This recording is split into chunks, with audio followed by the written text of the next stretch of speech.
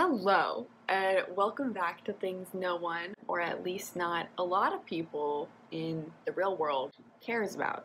And today I am going to be taking on quite the gargantuan task, and I'm going to talk about the Five Nights at Freddy's series and go over my personal timeline and, in that, my own theories. So this series is notoriously confusing, and not just in the timeline, but also in the actual events that happen themselves, because most of the lore is tucked away in little details and easy to miss mini games, and a lot of the lore is kind of fan constructed and supported by things that happen in the game, but a lot of it isn't really confirmed. So it's super confusing. I should also point out that I'm super new to this fandom. So there's definitely going to be things that I might get wrong in terms of the actual things that are in the games, not my own theories, because a theory is a theory and it can be wrong but still well supported.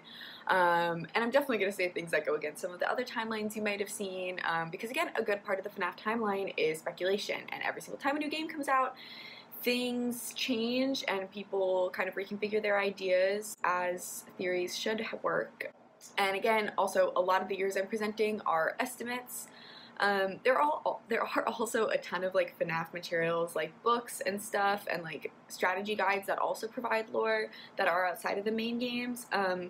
I'm gonna talk about some of these at some points when they are relevant in terms of supporting what I'm saying, but beyond that I'm not really gonna go super in depth into what those are about. So all that being said, if I get something wrong, please let me know in the comments, or if you have any other ideas, again, I'd love to hear that, but please be nice. I did my best here. I put a lot of time into this video.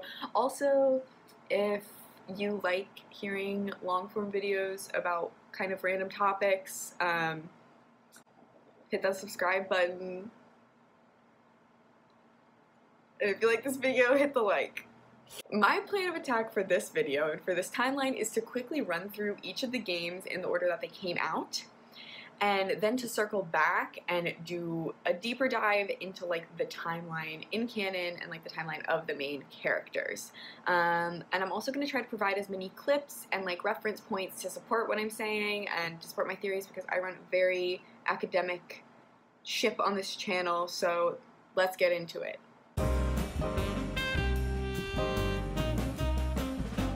Hi. Okay, sorry. This is not a great setup. I just was finished editing, and I forgot to say a couple things.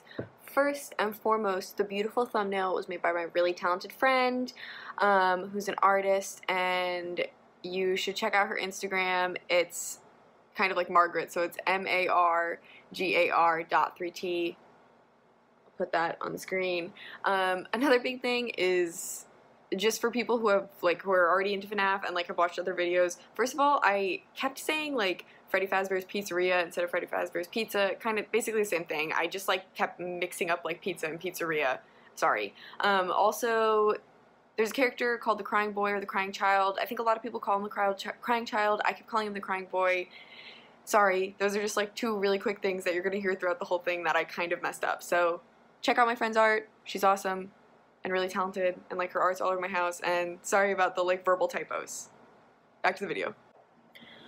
Okay, so the first game that came out is obviously Five Nights at Freddy's, just like the first one. And in this game, you play as a man named Mike Schmidt, who starts working at the entertainment attraction, restaurant thing, Freddy Fazbear's Pizzeria, and he works as a night guard, and this happens in about 1993.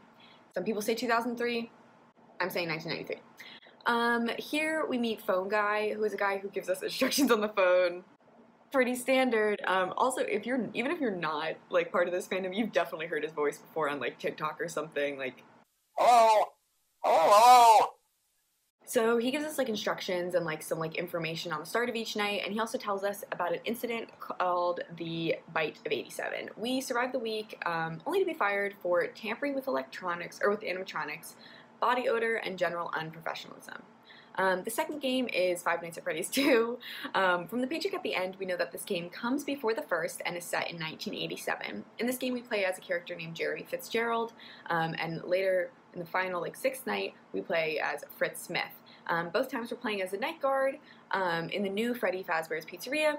phone guy tells us about a lot of rumors about the restaurant, and in this game there are a lot of mini games where we see a purple guy kind of kill children. I'll come back to that later. At the end of the game, the location is shut down. The third game is Five Nights at Freddy's 3. Again, we're not really being creative with the titles yet here. And this game is set way after the other two in 2023. We play as another guard who works at Fazbear's Fright, which is a horror attraction based on the rumors and murders at the Fazbear locations, like the pizzerias. And I say like we work as a night guard, but we work as like a meta night guard where like we are a night guard, like we are like guarding and like protecting the place, but also we're playing as like the guard from the original location, so it's like a dual purpose job. Here there are like phantom animatronics that attack us, as well as an animatronic called Springtrap that is from one of the original locations. I will definitely come back to him later. The game has two endings. A lot of these games have multiple endings, like good ones and like bad ones. But anyways, one is where we see that the souls still inhabit the animatronics, and one where they are like kind of freed. The fourth game is Five Nights at Freddy's 4, and here we play as a young boy who many, and who I am going to call the Crying Boy. The game takes place before games 1 and 2 in 1983. The Crying Boy in this game is like tormented by like pranks and like nightmare versions of Golden Fredbear and Spring Bonnie and the animatronics. And at the end of the game, he is killed by Golden Fredbear in a kind of a prank in what's known as the Bite of 83. The fifth game is called Five Nights at Freddy's Sister Location. Side note, this is my favorite game. But in this game, we play as Mike, sometimes jokingly called Eggs Benedict, and he works at Circus Babies Rentals and Entertainment, which is kind of a sister company of Fazbear Entertainment. And this is in somewhere kind of around 1987. Yes. Yeah, sometime around there. These Funtime animatronics, or these are the Funtime animatronics, and they are rented out because they were originally slated for a location called Circus Baby's Pizza World, but we learned that that never opened because of a gas leak. In the game, we get instruction from like Hand Unit, which is basically just like another version of kind of phone guy, and we get instructions from an animatronic named Circus Baby. So basically we do a bunch of tasks until one night when we are knocked out by Funtime Foxy and captured by an animatronic named Ennard, who is all the other animatronics that have merged, basically. Then Mike gets scooped, so basically all his insides are removed, and Ennard inhabits him in order to escape the underground facility. There are some important cutscenes and minigames, which I will definitely come back to, and at the end we see, like, one of them is we see Mike slowly decompose until Ennard jumps out of him, at which point we hear a girl's voice say, you won't die, over and over again. And we also see a minigame where Circus Baby lures and kills a girl. Again, more on these later. The sixth game is called Freddy Fazbear's Pizza Simulator. This game takes place after the third game in about like 2025, just sometime after 2023. Here we play as a worker at a new location. And like the title suggests, this is more of like a restaurant simulator type game. But there are still like horror elements. Also, we keep finding animatronics in like the alleyway, and we have the option to salvage them or kind of throw them out. So the seventh game is called Ultimate Custom Night.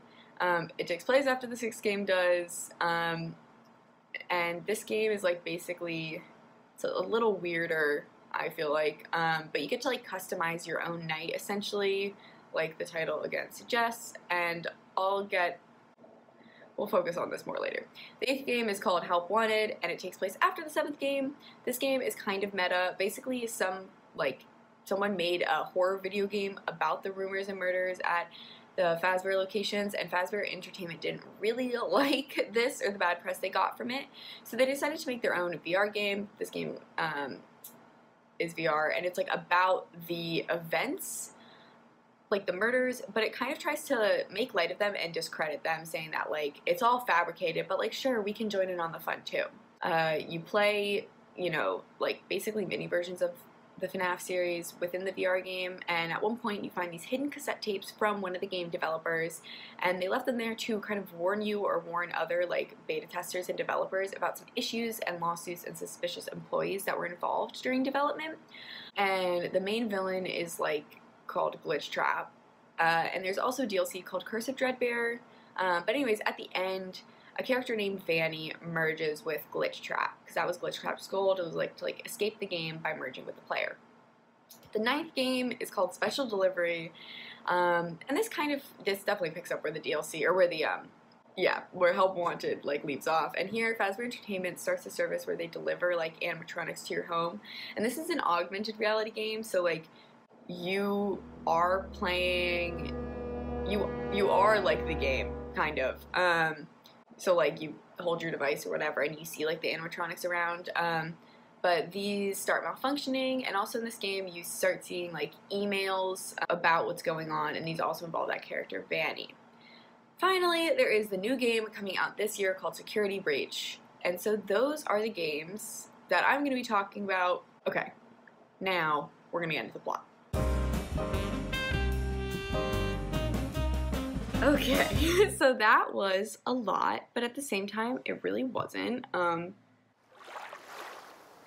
we have a lot more to cover before any of the above will resemble a cohesive plot. So again, that was the games as they came out, and now I'm going to cover the events as they happen within the universe. And to do that, we have to start before any of the games, in 1970, when Fredbear's Family Diner is created. At this location, there are Golden Fredbear and Spring Bonnie, which are two Springlock suits made by one of the partners, Henry. And we know this from some of the non-game lore in one of like the books called The Silver Eyes. So Springlock suits are props that double as both mascot suits as well as animatronics. And the way that they work is you insert a crank and you crank it open to make space for the employee to stand inside. But Springlocks are really, really finicky and dangerous and will snap shut due to moisture or too much movement. And we know this from some of the recordings. To change the animatronics to suit mode, insert and turn firmly the hand crank provided by the manufacturer. Turning the crank will recoil and compress the animatronic parts around the sides of the suit, providing room to climb inside. Please make sure the spring locks are fastened tight to ensure the animatronic devices remain fixed. When using an animatronic as a suit, please ensure that the animatronic parts are tightly compressed and fastened by the spring locks located around the inside of the suit. It may take a few moments to position your head and torso between these parts in a manner where you can move and speak. Try not to nudge or press against any of the spring locks inside the suit. Do not touch the spring locks at any time. Do not breathe on the spring locks, as moisture may loosen them and cause them to break loose. Two partners, Henry Emily and William Afton, again, work here. William at this point also had a child, a boy named Michael, and if we take the show in sister location to be an analog for William's marriage and home life, which I am, and a lot of people interpret it this way, things aren't really great. Another day, another dramatic entry in the lives of Vlad and his distressed mistress. Where will they go? What will they do? All of that and more happening now. Clara, I tell you, the baby isn't mine. Count, I tell you that it is. You're the only vampire I've ever loved. And the baby turns his bottles into powdered milk. That doesn't mean anything. He sleeps on the ceiling fan. Upright or upside down? What does it matter? You need to be part of your son's life. I'm an old man, Clara. I can't be a father. Well, then at least pay your child support, you deadbeat! Will Vlad and his distressed mistress find common ground? Tune in next time.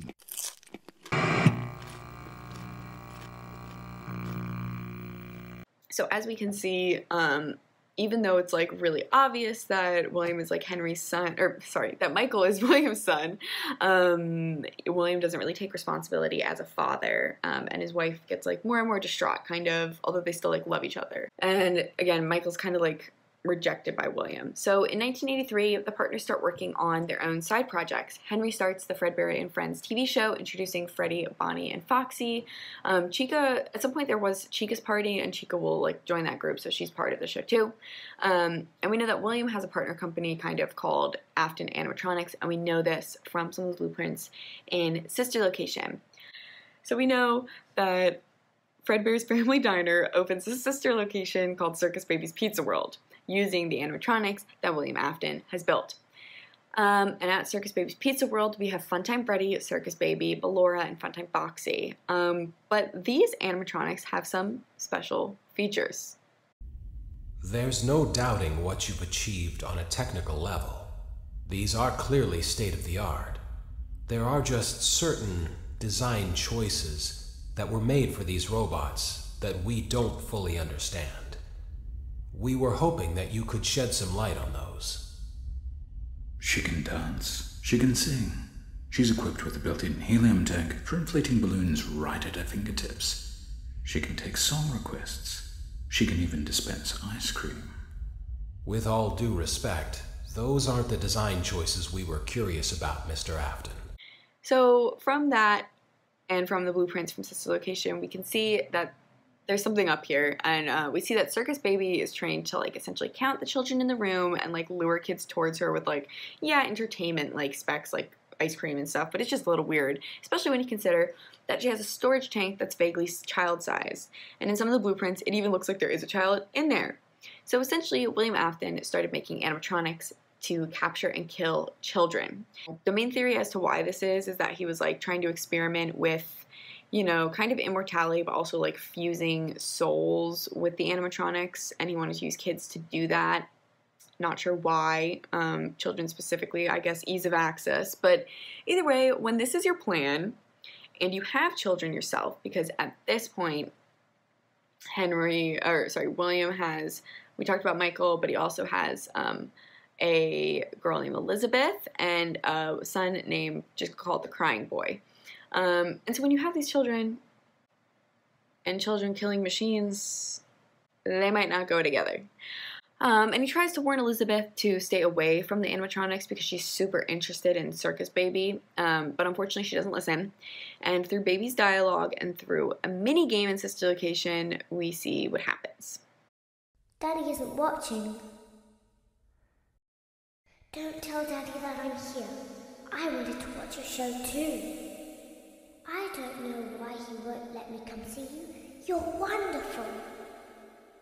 Where did the other children go? Did you know that I was on stage once? It wasn't for very long, only one day. What a wonderful day, though. I was in a small room with balloons and a few tables. No one sat at the tables, though, but children would run in and out. Some were afraid of me. Others enjoyed my songs. Music was always coming from somewhere else, down a hall. I would always count the children. I'm not sure why.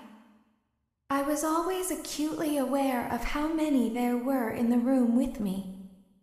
2, then 3, then 2, then 3, then 4, then 2, then none. They usually played together in groups of 2 or 3. I was covered in glitter. I smelled like birthday cake. There were 2, then 3, then 5, then 4. I can do something special. Did you know that? I can make ice cream. Although I only did it once. There were 4, then 3, then 2, then 1. Something happened when there was 1. A little girl standing by herself. I was no longer myself, and I stopped singing. My stomach opened, and there was ice cream. I couldn't move, at least, not until she stepped closer. There was screaming for a moment, but only for a moment. Then other children rushed in again, but they couldn't hear her over the sounds of their own excitement. I still hear her sometimes. Why did that happen?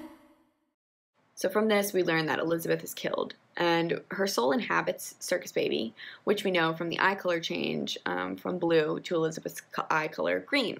So silver lining, you did it, William. It worked. You knew it. Souls can live in animatronics.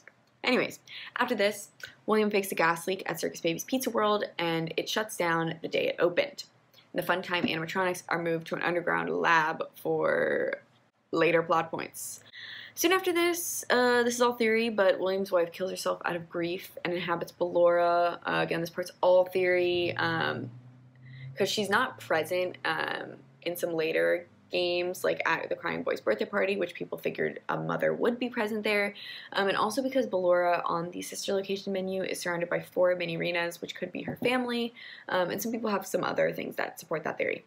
Either way, after this we have the events of FNaF 4. We did it! We reached the first actual, like, real game. Another big, like, theorization debate is if the events in FNaF 4 are real or if they're dreams. Some people think that it's a dream for, like, various reasons to do with, like, I don't know, issues later down the line. I'm not an expert in that theory, but I think it's real.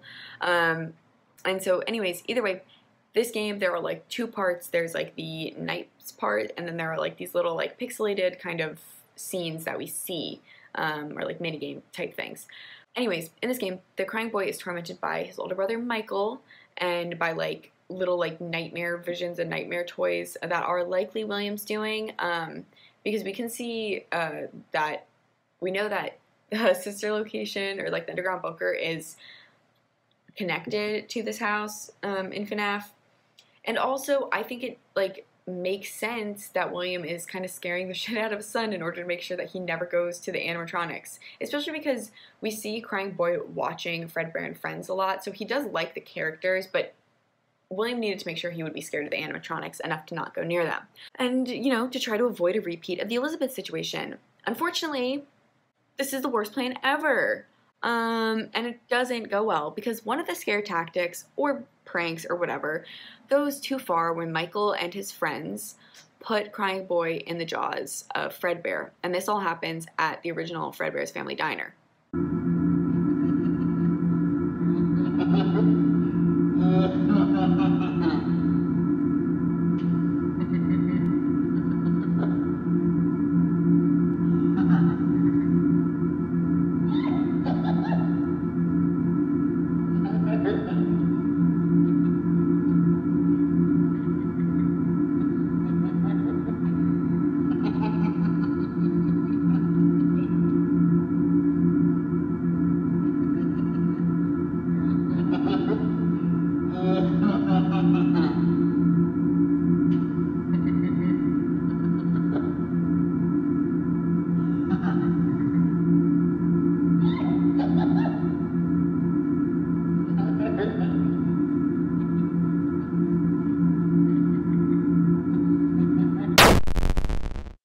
So as you can see, the jaws unfortunately close and Crying Boy dies at Fredbear's Family Diner, and this is known as the Bite of 83.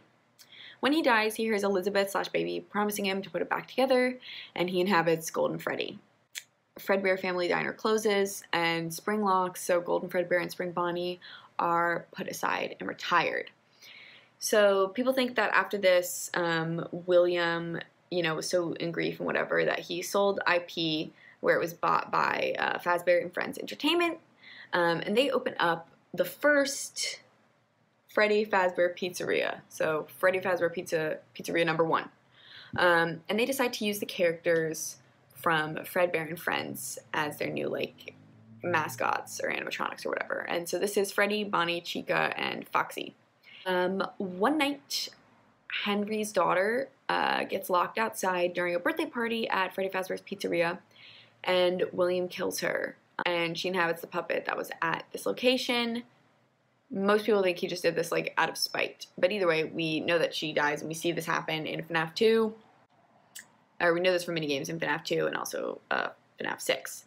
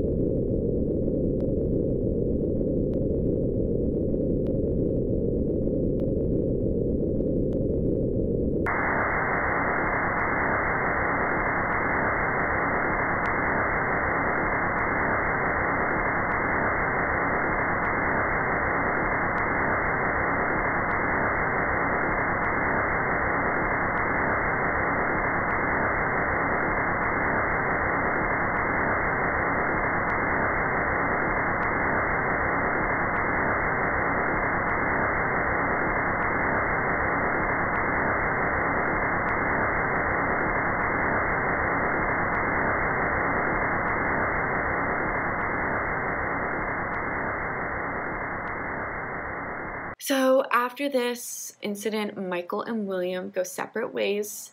In 1985, there's what's known as the Missing Children's Incident, and we know that this is 1985, again, from some of the non-game, lore.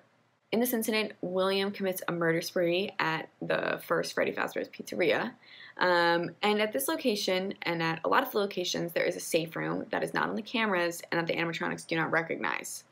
And this safe room was where they stored the dangerous and retired Springlock suits, Golden Freddy and Spring Bonnie. And William donned the unsafe old Spring Bonnie suit to lure 5 kids, Gabriel, Susie, Fritz, Jeremy, and Cassidy, to the safe room and kill them. And he stuffed them into the other animatronics. And we know this from documents and phone calls from FNaF 3. As always, if there is ever an emergency, please go to the designated safe room.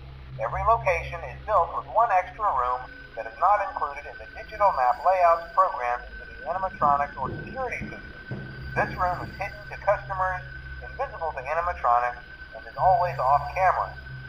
There's been a slight change of company policy concerning use of the suit. Don't.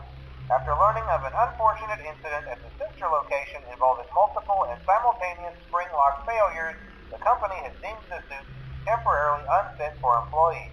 Safety is top priority at Freddy Fazbear's Pizza, which is why the classic suits are being retired to an appropriate location while being looked at by our technicians.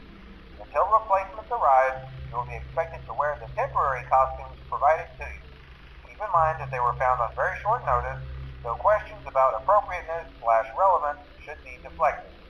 I repeat, the classic suits are not to be touched, activated, or worn. Hello?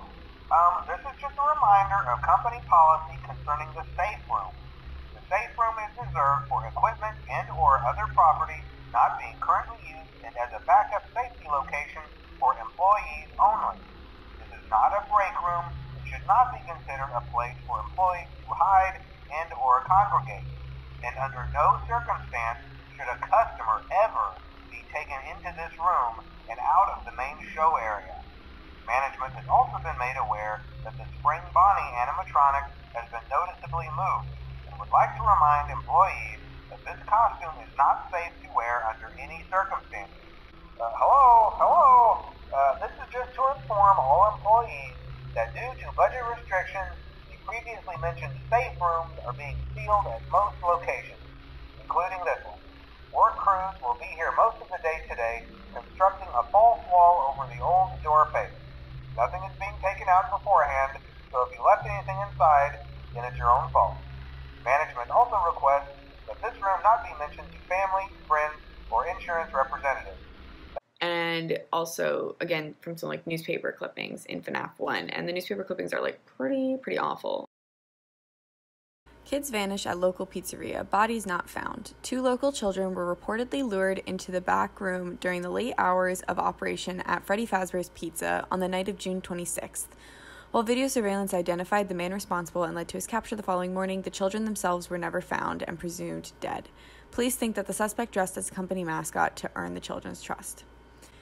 5 children now reported missing, suspect convicted. 5 children are now linked to the incident at Freddy Fazbear's Pizza, where a man dressed as a cartoon mascot lured them into a back room. While the suspect has been charged, the bodies themselves were never found. Freddy Fazbear's Pizza has been fighting an uphill battle ever since to convince families to return to the pizza. It's a tragedy. Local pizzeria threatened with shutdown over sanitation.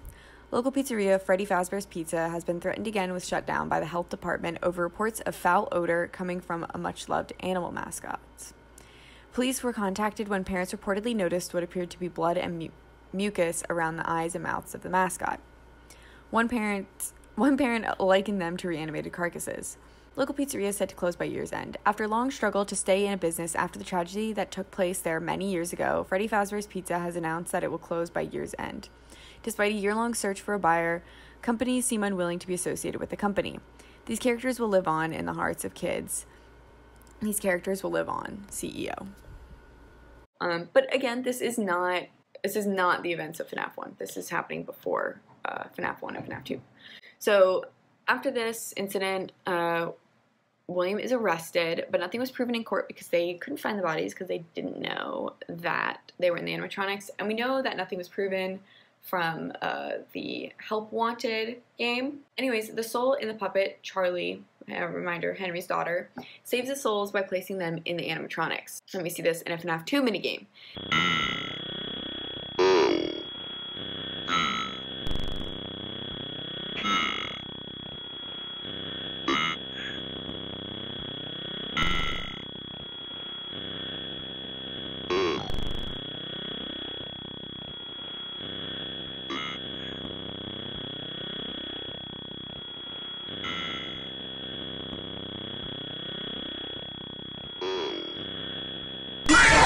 It's important to note that at this point, there are 2 souls in Golden Freddy. So there's the crying boy from the Bite of 83, and now there's a girl named Cassidy, and she is hellbent on revenge, more so than the others.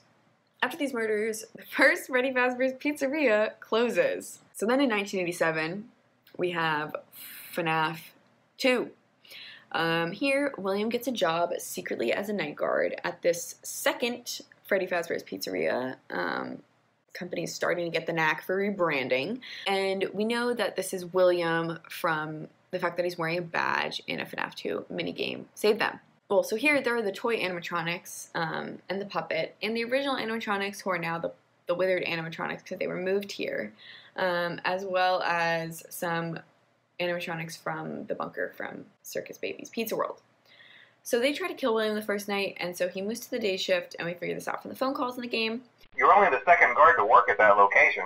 The first guy finished his week, but complained about conditions. We switched him over to the day shift. So, hey, lucky you, right? Mainly he expressed concern that certain characters seemed to move around at night, and even attempted to get into his office. Michael, under the pseudonym Jeremy Fitzgerald, takes the night shift job to investigate. And it's not proven that this is Michael, but a lot of people think this, and I think this because Jeremy is a name seen at the end of Pizza Simulator, and also Jeremy was it was the name of one of the boys killed during the missing children's incident.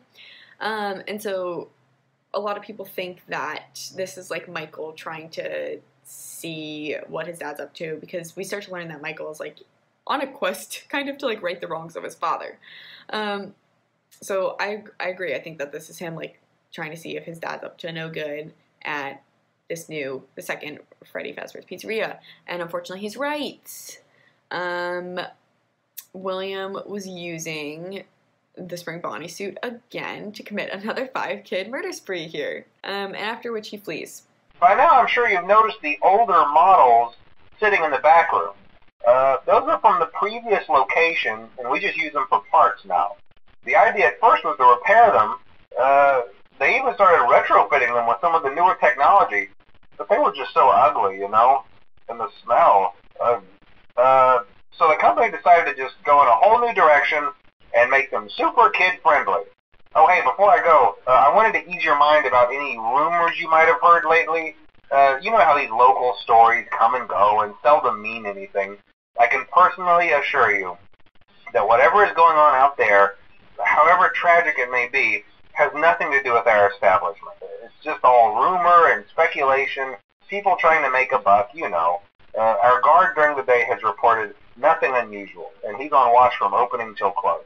Okay, so just to update you, there's been somewhat of an investigation going on. We may end up having to close for a few days, I don't know. I want to emphasize, though, that it's really just a precaution. Fazbear Entertainment denies any wrongdoing. These things happen sometimes. It'll all get sorted out in a few days. Just keep an eye on things, and I'll keep you posted. From what I understand, the building is on lockdown. No one is allowed in or out, you know, especially concerning any previous employees. When we get it all sorted out, we may move you to the day shift. A position just became available. We don't have a replacement for your shift yet, but we're working on it. Hello. What on earth are you doing there? Didn't you get the memo? The place is closed down, at least for a while. Someone used one of the suits. We had a spare in the back, a yellow one. Someone used it. Now none of them are acting right. So there's a whole debate as to if the toy animatronics here are possessed or not, and I think they are not, because for one thing, we never see these animatronics have their souls freed, which I think we would if they were possessed. And also, there's this like concept called agony that's like explored in the books, but basically just that like the agony from these murders kind of like made the suits or the animatronics become alive in a way, kind of beside the point. So from Phone Call in FNaF 1, we know that 1987 is when the bite of 87 happens, and this is when Mangle is Toy Foxy, who has been taken apart and put back together multiple times, but when Mangle bites the frontal lobe of a person. So about the bite of 87, there's like two questions going on in this game. One is Jeremy Michael, and the other is Jeremy the bite victim of 87, and these kind of play off of each other. So some people think that Jeremy is the bite victim, and people think that this means that he cannot be Michael. I disagree. We know from the phone calls in FNaF 2 that the bite of 87 victim lives, so there's no reason why it couldn't be Michael. They used to be allowed to walk around during the day, too, but then there was the bite of 87. Yeah. It's amazing that the human body can live without the frontal lobe, you know? Second, another thing that comes up is there's a journal entry from Jeremy that talks about being relieved to have been switched to the day shift. And so people see this as proof that Jeremy is not the bite victim. I disagree, again, and I disagree with this because from like the writing of the journal entry, it definitely reads as though it's written like right before the day shift, and the day shift is when the birthday party happened, when the bite of 87 happened, and I think it makes sense because we know that Jeremy was working that day shift. We have one more event scheduled for tomorrow, a birthday. You'll be on day shift. Wear your uniform. Stay close to the animatronics and make sure they don't hurt anyone, okay? Either way, whether Jeremy is or isn't the bite victim, I still think he's Michael. Anyways, the bite of 87 shuts down the pizzeria, but right before the original animatronics are shipped to the original locations, Fritz Smith, the parents of two victims, works the night shift to investigate. They realize that the spirits are trapped in animatronics, but Fritz Smith was then fired for tampering. And the toy animatronics are scrapped, and Withered, Freddy, Chica, Bonnie, Foxy, and Spring Bonnie and Golden Freddy are all moved to the third Freddy Fazbear's Pizzeria that is seen in FNaF 1. There are so many Freddy Fazbear's Pizzeria, and I'm gonna say that is like, if I get something wrong, I guarantee you it's because of confusion over which Freddy Fazbear's Pizzeria things are happening at. It's so confusing. Before we can get to FNaF 1, we have to talk about sister location, because that's what happens here, or what I think happens here. But anyways, so after that, sometime after 1987, the corporation starts Circus Baby's Rentals and Entertainment, where they rent out the Funtime animatronics that were originally built for Circus Baby's Pizza World. Michael starts working here, and it's not really clear why. Some people think that it's because William asked him to go there and help Elizabeth/Baby. Some think he did it to help his sister on his own. I think he must have done this at William's behest, kind of because of a cutscene at the end of the custom night. Father, it's me, Michael. I did it. I found it. It was right where you said it would be. They were all there. They didn't recognize me at first, but then they thought I was you. And I found her. I put her back together, just like you asked me to. Either way though, Michael's there, and this is the events of Sister Location again. So he listens to Circus Baby's instructions and helps all the animatronics like kind of fuse as Ennard, but ultimately he is scooped and worn as a flesh suit a la Hannibal Lecter to help Ennard escape. That's not really how bodies are supposed to work. So we see from a scene at the end that Michael rots and Ennard jumps out.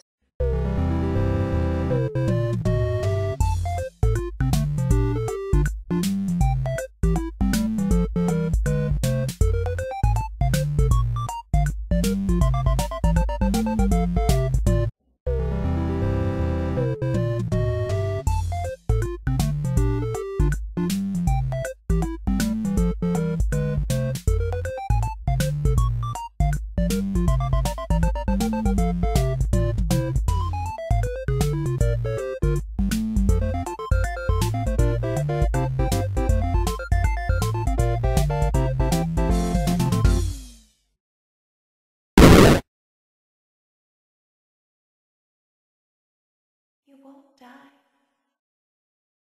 You won't die. You won't die. You won't die. You won't die. You won't die. You won't die. You won't die. You won't die. You won't die.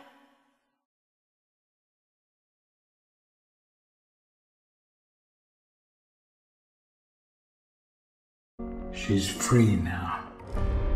But something is wrong with me. I should be dead, but I'm not.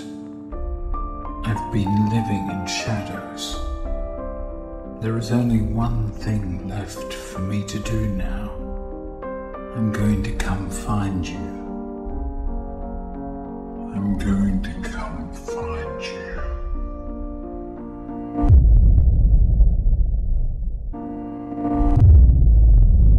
And I think he's able to survive by what's called remnant, which we see on the sister location blueprints on the scooper, and this is like further explained later, and remnant comes up also in the AR game. That's just my thoughts. And some people think that this sister location event happens after 1, but I disagree, and I'll talk about that now while we're talking about FNaF 1. So we have the events of FNaF 1 that happened in about 1993, or in 1993 actually. Some people think it's 2003. I think it's 1993. The main proof for this is that the minimum wage, I think, is 1993. But it's also important to note that this is the first FNaF game, and the creator didn't really know that this was going to be like a bigger series. So the lore here is weird. I don't know what to tell you. Events of FNaF 1. So Michael, under the pseudonym Mike Schmidt, works at the new Freddy Fazbear's Pizzeria. So this is the third one, the third Freddy Fazbear's Pizzeria. Until he is fired for tampering with the animatronics, body odor, and general unprofessionalism. And the body odor is why this has to come after such sister location in my mind, because this body odor, I mean, I guess Mike Schmidt could just be some like dude who just like smells bad, but I think it's because he's literally rotting, like he's a dead corpse, like that's gonna smell awful, and he's tampering with the animatronics to try to free the souls there. Okay, so I'm here editing, and there's one thing that popped up, and I just feel like I need to talk about it. So I said that I think that the events of FNaF 1 come after sister location because Michael, aka Mike Schmidt in this game, was fired for like odor, and I think that's because his body's rotting. And I still do think that, but the one thing that's like kind of worth mentioning is looking back at the events from FNaF 2, Fritz Smith was fired also for odor, and I don't think Fritz Smith was rotting, so I thought like maybe it could be they smell both because they were both messing around with the animatronics, which, like, you know, the withered animatronics had the 5 children from the missing children's incident stuffed in them, so like they smell pretty awful, so like that could be why. Either way, I mean, I still think that Mike Schmidt is Michael. A lot of people think that, but this is just like a question of timeline, if sister location comes before or after the events of FNaF 1. So I just thought that'd be worth mentioning. Either way, FNaF 1 is like kind of complicated because it was the first game, and so it fits in with the lore kind of weirdly. But other than that, it's kind of straightforward. There's not any murders here. Some people think that the newspaper clippings that we see in FNaF 1 are about events that happen in FNaF 1. I disagree. A lot of people disagree, and that was papers that described the like earlier incidents. After that, in like 1997, William goes back to FNaF, or no, William goes back to Freddy Fazbear's Pizzeria 1, the first one, to disassemble the animatronics that were stored there, because I don't really know why, to be honest. But he goes back and he does that. Only the souls that are living in there attack them. The pizzeria at this point is like decaying. There's water everywhere. And for some reason, William decides it's a good idea to hide in the old Spring Bonnie suit. Dumb. Because as we know, moisture is not good news for spring locks. And I told you this building is decayed and rotten. And the spring locks fail and crush William. And we see this in a minigame from FNaF 3.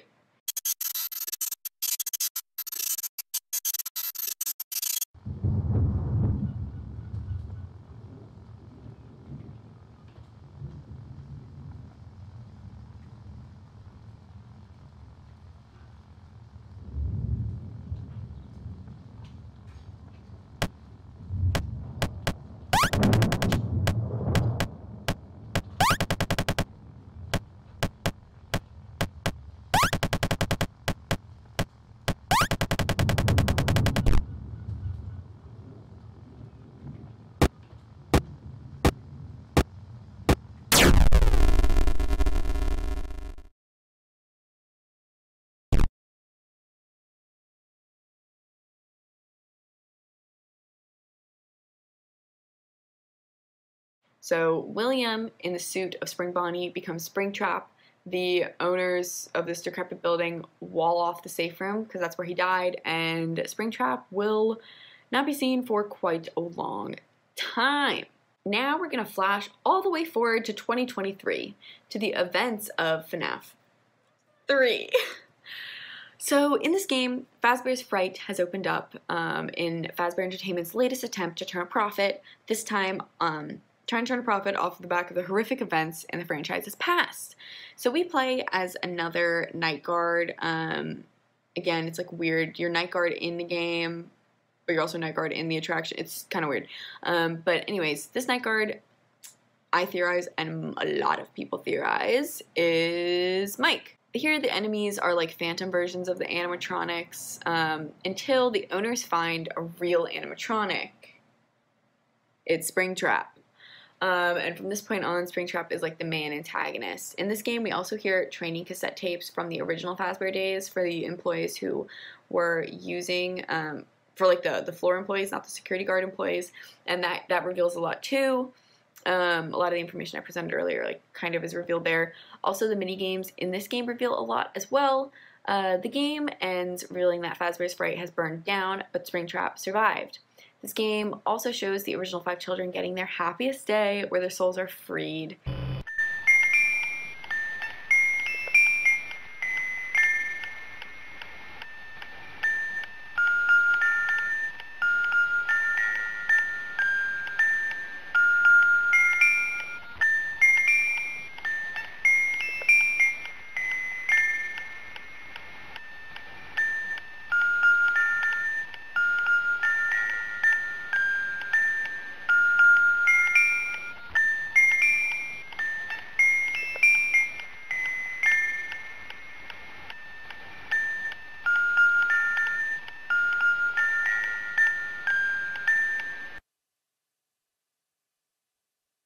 But only, when we're talking about Golden Freddy, only Crying Child gets released, not Cassidy. She stays behind. This will be important. A couple years later, in about 2025, is the events of Freddy Fazbear's Pizzeria Simulator, when Henry returns to open a pizzeria, and Michael works there too, kind of like on the DL. But this pizzeria has an ulterior motive or ulterior purpose, and that is to lure the animatronics, the last of the animatronics there, and free them, or kind of just end this whole thing. And also, it's just funny, like, Henry's back. We haven't seen this man in, like, 40 years or something. But anyways, in this game, there's Scrap Baby, who is Circus Baby after she was kicked out of Ennard due to an argument, Molten Freddy, who is, like, the remains of Ennard, Molten Lefty, who is the puppet, and then there's Springtrap. Scrap Baby tries to kill Michael to kind of like follow in William's footsteps, I guess, but she doesn't really realize that it's Michael who like she's like, I'm gonna kill you, and Michael's like, actually, we're here to kill you. In the end, all are incinerated along with Michael, and there's this like epic like cutscene thing, voiceover that reveals like literally most of the lore. Like, this game answers so many questions. You played right into our hands. Did you really think that this job just fell out of the sky for you? No. This was a gift for us. You gathered them all together in one place, just like he asked you to. All of those little souls in one place, just for us, a gift. Now we can do what we were created to do, and be complete. I will make you proud, Daddy. Watch, listen, and be full. Connection terminated. I'm sorry to interrupt you, Elizabeth, if you still even remember that name. But I'm afraid you've been misinformed. You are not here to receive a gift, nor have you been called here by the individual you assume, although you have indeed been called. You have all been called here, into a labyrinth of sounds and smells, misdirection, and misfortune. A labyrinth with no exit, a maze with no prize. You don't even realize that you are trapped. Your lust for blood has driven you in endless circles, chasing the cries of children in some unseen chamber, always seeming so near, yet somehow out of reach. But you will never find them. None of you will. This is where your story ends. And to you, my brave volunteer, who somehow found this job listing not intended for you. Although there was a way out planned for you, I have a feeling that's not what you want. I have a feeling that you are right where you want to be. I am remaining as well. I am nearby. This place will not be remembered, and the memory of everything that started this can finally begin to fade away, as the agony of every tragedy should. And to you monsters trapped in the corridors, be still, and give up your spirits. They don't belong to you. For most of you, I believe there is peace, and perhaps more, waiting for you after the smoke clears. Although for one of you, the darkest pit of hell has opened to swallow you whole. So don't keep the devil waiting, friend. My daughter, if you can hear me, I knew you would return as well. It's in your nature to protect the innocent. I'm sorry that on that day, the day you were shut out and left to die, no one was there to lift you up into their arms, the way you lifted others into yours. And then, what became of you? I should have known you wouldn't be content to disappear. Not my daughter. I couldn't save you then, so let me save you now. It's time to rest, for you, and for those you have carried in your arms. This ends, for all of us, in communication. After this comes the events of Ultimate Custom Night. Kind of. So, remember I said that Cassidy stayed behind, and she stays behind because she's like, absolutely not. I want to keep torturing William. Oh, yeah. Because, again, Springtrap survived after Fazbear's Fray. He survived that fire. And Cassidy's like, he's not getting away with this. I'm going to torture him. So, this game is like kind of like William Afton's hell / purgatory / repeating nightmare that's crafted by Cassidy in the body of Golden Freddy. And so kind of like the vengeful spirit inside Golden Freddy, again, Cassidy, like torments him. And we know this from like a lot of the voices in the game say like the one you shouldn't have killed, and that's Cassidy. That's kind of the game. The next actual events, more realistic, more real events, I guess, are the ones in Help Wanted. So at this point, some company makes some video games based on the rumors about the pizzerias, and in like a backhanded way to discredit these, Fazbear Entertainment makes their own VR game that's like literally just propaganda. Like, that's the point of it. And while we're playing this, though, we hear tapes made from the developers that go against that narrative that Fazbear Entertainment is pushing. I just really, really hope that the next development team finds this before the game is released to the public. This game has some kind of malicious code in it that we haven't been able to fully contain or even understand, for that matter. We're over budget and out of time.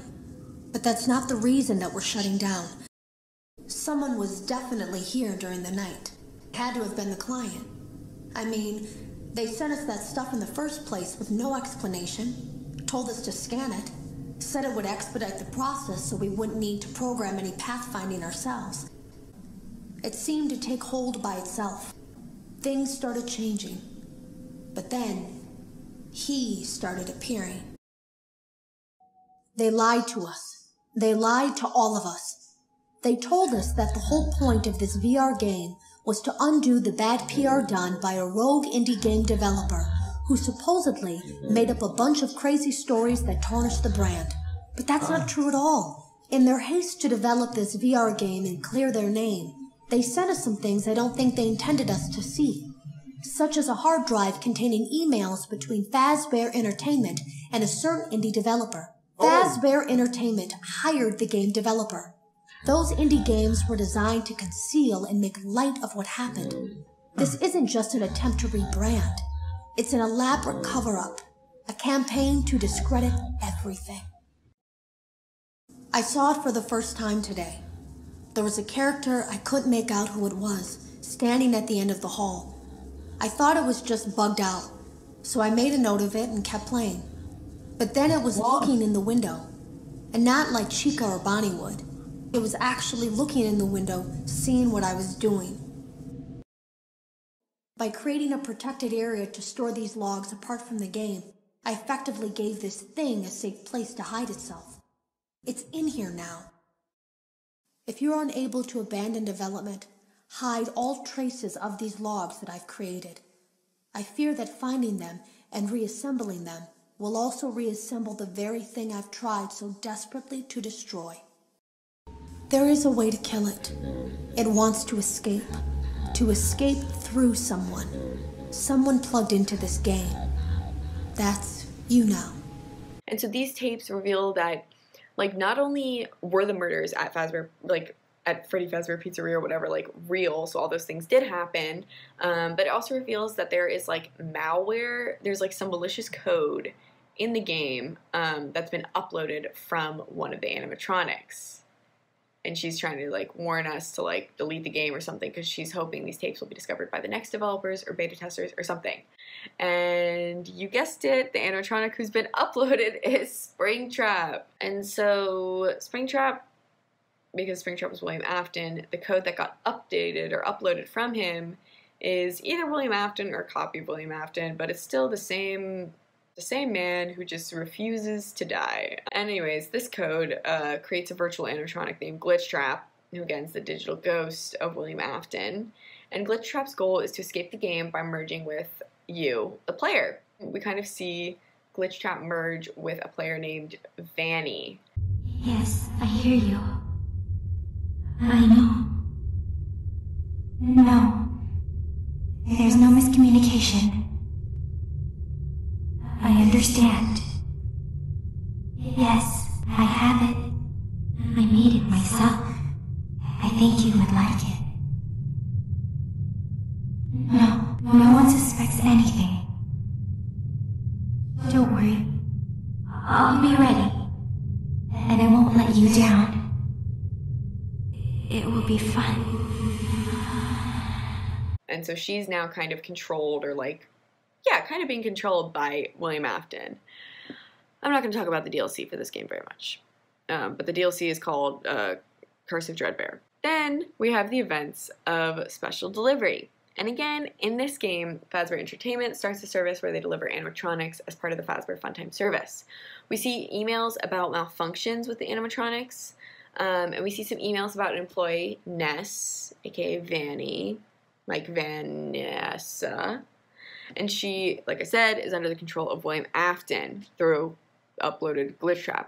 And it seems that she uploaded that same code into these animatronics because they're being evil and like controlled or whatever. But at this point, all the souls have been freed. So like it's the malicious code that's making them act up again, because otherwise there's no reason why they should be. Those are the games as they stand. So just to kind of recap, you had William Afton and Henry Emily, who were just two dudes running Freddy Family Diner and making animatronics and just entertaining the kids until William Afton decided, like, actually, I think I want to start murdering children. And he did that. His kids got killed. His oldest son was like, this is wrong. I'm going to try to correct the sins of my father, try to free these souls, try to, like, finish this. But William Afton is just, like, won't die. Super annoying. I think it's, like, kind of cool that they've, like, you know, with Help Wanted, they kind of turned over a new leaf and, like, started a new story that still is connected to the old ones, but seems new.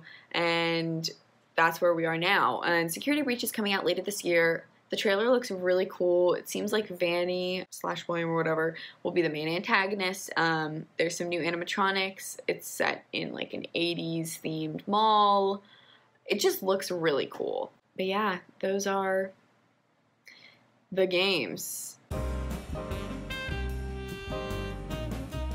The final part of this video is just something like I felt like I had to just touch on, because while I was like working on this video and researching it, Scott Cawthon, the creator of Five Nights at Freddy's, kind of like retired or like had some controversy and criticisms because he had been donating money to like Trump and like Republicans, and a lot of like racist and anti like LGBTQ like figures, and a lot of people are like rightfully upset about this, especially because a lot of the FNaF fandom, like there are a lot of like queer people and especially like queer kids, and it's really hard to see like a creator for something you love kind of have values that like go against who you are and like that literally challenge your right to like exist as a person.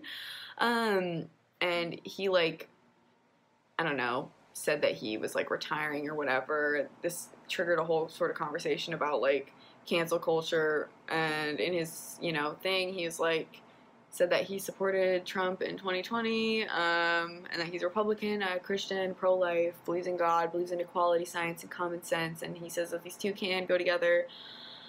A lot of people disagree, myself included, but I don't know. I just felt like I kind of had to talk about this. If you're watching this and you're like a younger like queer kid who's like kind of struggling with this because you really liked FNaF, I don't know, like I'm sorry, I really am. And I don't really have like a point, but I guess just like if you're trying to find a new way to manage these like confusing feelings of like, well, I still like FNaF, but also like I can't really support this guy, and I'm trying to figure out how to do that. You're not alone. And yeah, I don't know. Again, I don't really have a point, but it just felt like something I kind of had to touch on because it's a lot of people are talking about it in the FNaF community, and all this literally happened as I was scripting this video. So yeah, that's that. So yeah, that was my video of the FNaF timeline. Sorry if it was really confusing. I tried to make things as like comprehensible as possible, and I tried to put as many like clips and things that I felt were relevant and like needed to show what I was saying. And if I got anything wrong, or if you have any other thoughts or like anything to add, or like, I don't know, anything, let me know in the comments. Also, unrelated, my channel just hit 200 subscribers. We're growing. Thank you to all my subscribers. And if you like this video and you like my kind of style of like videos, definitely hit the subscribe. I'd love to have you on this channel with me. So yeah, thanks. Bye.